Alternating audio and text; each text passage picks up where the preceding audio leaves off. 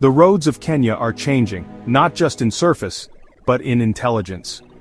In 2025, I'm seeing a revolution behind the wheel. It's not just about what's under the hood anymore, it's about what's in the dash, what's in the cloud, and what's right at your fingertips. Let's dive in.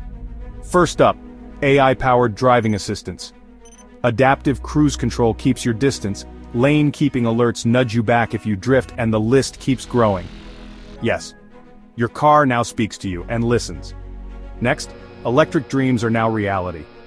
Brands like BYD, Nissan, and Tesla, they're not just for car shows. You'll spot them plugged in at malls or zipping past on the Nairobi Expressway. Charging stations? They're sprouting up everywhere. Kenya is charging forward, literally. And your dashboard? It's basically a cockpit now.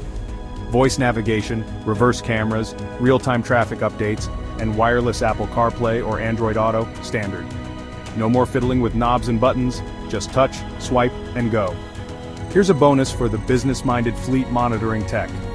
Companies are now tracking routes, saving on fuel, and improving driver behavior, all from a dashboard. The auto tech wave isn't just cool, it's profitable. Welcome to data-driven driving. So the real question isn't whether Kenya is ready for auto tech, it's whether you are. Like, comment, and subscribe for more motoring insights every week. This is Rev Shift, where the road meets the future.